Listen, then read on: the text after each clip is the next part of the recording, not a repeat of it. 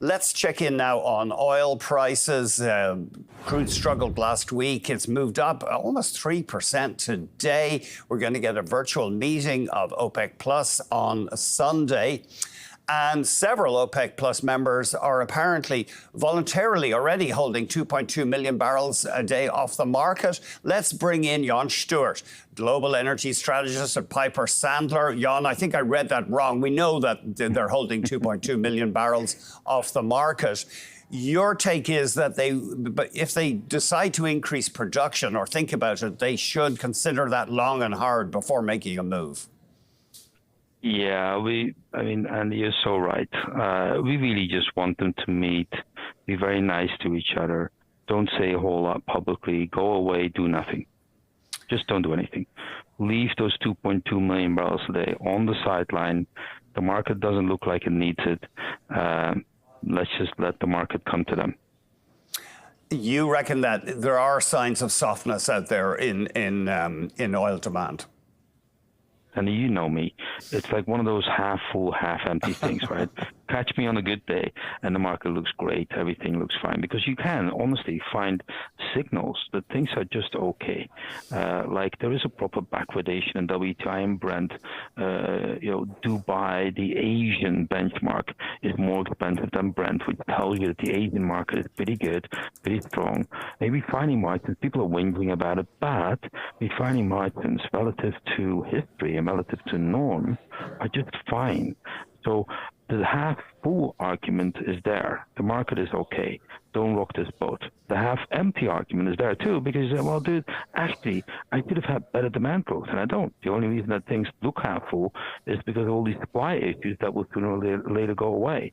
So we think we're in a really nebulous market with tons of uncertainty. Mm-hmm. And if you are interested, as OPEC is, in revenue, do not add oil supply. Backwardation, of course, is the phenomenon where oil for near-term delivery is trading at a higher price than oil for further out settlement. And that's usually seen as a strong sign for future current demand. Has the backwardation been eroding, Jan? It has, and I was afraid you were going to ask me about it because things looked a lot better 4 weeks ago, right? The backwardation that we like looking at, which is Brent 1-6, was traveling at about $4 a barrel, which is historically high. That tells you that the market was wonderfully tight and that folks were a bit anxious about where to get that next barrel of supply from. Had you had this OPEC meeting a month ago, you would have said, you're good to add a few barrels. Okay.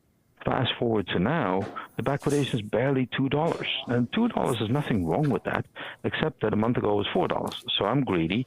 I wanted to stay at $4. And if this is like, direction of travel is a signal in itself, and direction of travel is toward things being less tight. Well, you didn't even add any barrels yet, so why add barrels? Is OPEC Plus hurting, though? Would they anxiously like to add more barrels to increase revenue, or is this price of almost $80? Well, WTI, I know Brent's closer to $83. Are they happy with the current price? You know what? The prince should be happy-ish because he told everyone that between $80 and $100 is kind of where he wants to be. So he's at 83. Why be unhappy? Well, because people, they'd rather have 100, right? It's like, who else is unhappy? Probably, but was maybe born unhappy. That would be Vladimir Putin, right? Part of that plus category. So most of these guys, truth be told, would like a higher price. When you said you're referring to the Saudi energy minister, Prince Abdulaziz? Yes, sir. Prince Abdulaziz bin Salman, the half-brother to Mohammed bin Salman, the de facto ruler of Saudi Arabia, who has very, very expensive ambitions, right? So they would very much like to have higher revenue. Yes. Yeah. I saw a headline that the king has apparently had something of a health comeback, so he may be in the. He's kind of a figurehead. It's quite miraculous, now. Right? Yeah, but that's what people say, except that he's been, of ill health for the past 10 years. There's always these stories about how his son is the de facto ruler because he himself is of failing health, except he's been of failing health for 10 years. Who knows? He's the king, and the other one is the crown prince. then there's Abdulaziz bin Salman, the oil minister. All three need more money. What about America, though, would presumably like a low oil price right now running into that election in November? Well, yeah. I mean, the current administration, let's put it that way, they would, of course, not like inflation to get any worse and for high levels of prices to come down. Now, gasoline is a little bit of an outlier because, gasoline prices now are a little bit lower than where they were a year ago. So gasoline is helping the deflation. You definitely do not want that to go the other way around. That's totally fair. But the administration has quite a number of things that are more important than that. This is just one of those things that you don't want to come and bite you in the butt from, at the wrong time.